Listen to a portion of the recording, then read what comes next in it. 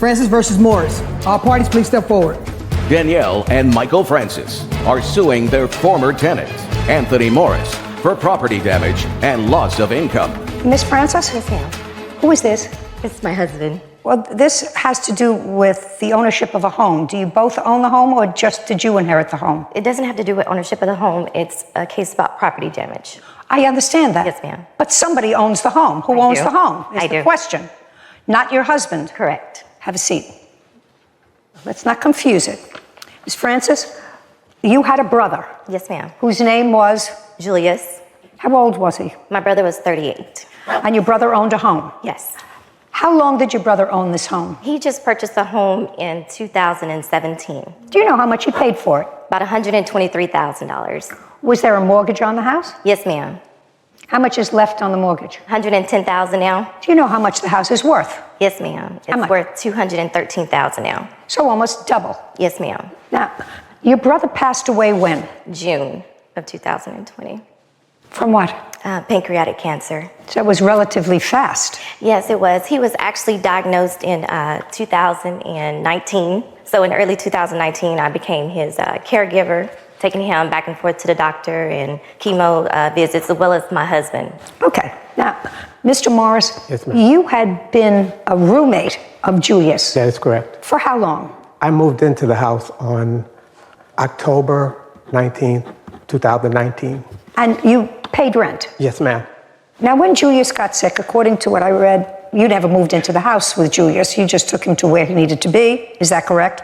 You lived with your husband. Yes, ma'am. You lived with your husband, and you came as needed to take your brother to medical appointments, etc. You lived in the house with him. Correct. Is that correct? Partial.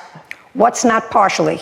At the end of my brother's illness, I moved in with him because How much before? I would say March of 2020. So for a couple of months, towards the end, you moved in, but during the course of the year, you lived with your husband and you lived in the house with Yes, Julius. ma'am. And when you were living in the house with Julius, did you give any assistance to him in any way? Yes, ma'am. I took him to the hospital several times. I cooked for him, and I pretty much did the chores and ran the errands for him. Did you know him before you moved into the house? I did not. After Julius passed away, you inherited the house. Yes, ma'am. Did he have a will? Yes, ma'am. And the will specifically gave you the house? Yes, ma'am. And you and the defendant determined that he would remain a tenant in June of 2020. Is that correct? That's correct. Yes, ma'am. There came a time when you moved out, Mr. Morris. Yes, that's correct. And what month and year did you move out? June 1st, I believe, 2022. Correct. And what was the reason that you moved out? I moved out because the rent had went up for a second time. What was it when you were living with Julius? $650. And then when Miss Francis inherited the house, did she modify the rent? She did. In what month? I'm not specifically, I can't answer that question. What did she raise the rent to? Approximately $1,200. Was that the first increase? That was correct. How long did that increase stay in place? That had to be for a year. That was the term of that lease. And what happened after the year? She raised the rent again. To what? Well, that's when I didn't accept that lease. What did she ask? $1,575. She wanted $1,575. Yes, ma'am. And you determined that that was too much I rent did. for you? I did. So you gave notice you were leaving? I did. Danielle and Michael Francis claim their former tenant, Anthony Morris, damaged their property while renting from them. When did you give notice you were leaving? 30 days before June 1st. Okay. And when was the lease up? June 1st, it would expire. Now, after your brother passed away and you inherited the house, did you maintain the same rent that he was paying to your brother? No, 'Cause ma'am. Okay. So when did you raise his rent and to what amount? I raised the rent in November Okay. of 2021 To what? to $14.95. That was the first time you raised his rent? Yes, ma'am. Okay. And you knew what his rent was when he was living with your brother? Correct. And how much was his rent when he was living with your brother? It was $625. So, in effect, you increased his rent a little over 200%. Yes, ma'am, Your Honor. Can I explain the reason to that? No, it's irrelevant what the reason was. Okay. He was paying rent of $625. You raised it to $1,500. Now, at the end of that term, were you going to raise his rent again? Yes, Yes. ma'am. To what? It was going to be an $80 increase to $1,575. Now, during that 2-month period that you lived in the house, you had no issue with regard to the way Mr. Morris maintained the house while you were living there with your brother. And that fact is buttressed by the fact that you maintained him as a tenant, right? Correct. Okay, so you saw the way he maintained the house, and having seen that, you continued him as a tenant. Correct. And you raised his rent substantially, and he paid that rent. Correct. And he paid that rent sufficiently so that you were prepared to re-rent him the house, but you just wanted a little more money. Correct. Correct. Now he moves out on June 1st of this year. And now you say that he caused almost $5,000 worth of damage. And because he had damage, you lost income because you couldn't re-rent the house. Correct. You moved out in June of 2020. Yes, ma'am. You have a new tenant in the house. Yes, ma'am, I do now. And how much rent is she paying? She is paying $2,200 a month. And when did her lease start? Her lease started in September. So your premises was not rented for 2 months. Correct. And when it was rented, from the 2-year period of time between your brother's death and your re-renting the house, the rent went from $625 to $2,200. Yes, ma'am. Doesn't sound like you're losing any money. Well, there's Just a second. Okay. Doesn't sound like you're losing any money. So I'm not interested in the loss of income that you had. You had no loss of income. Anybody who lives in a house can't rent from June 1st. House has to be painted, normal wear and tear. You may have to redo carpeting. That's the normal wear and tear. Had to be done because that's what you do when you want to get $2,200 rent from somebody for a house. You have to paint it up. You have to freshen it up. You have to do all of those things.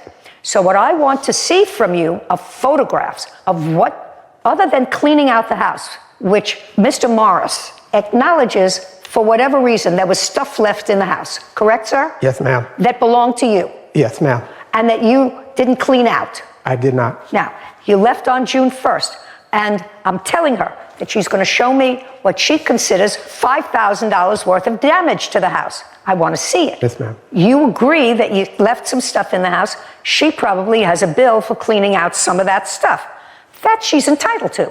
Now I want you to show me what damage you are ascribing to him from the house. Okay. I have the pictures here, Your Honor. Okie dokie.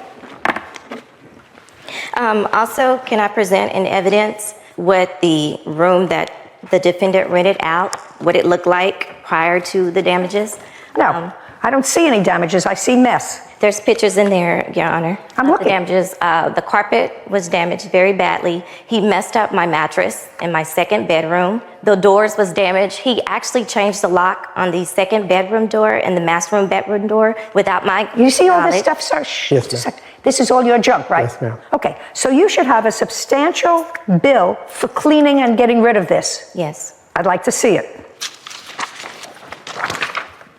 Here you go.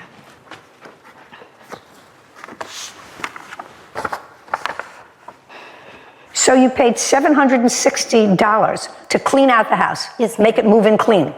Yes, ma'am. That's what you're entitled to, Miss Francis. $760. You can't leave a place like that. Also, Your Honor, I had other damages as well. My microwave was broken. I don't know who broke that, and you don't know. I know it was working when he Who was knows? there. May have been working, may have been not working. Everything was in top-notch condition, from appliances to flooring, when Mr. Morris was at the house. So he broke my microwave.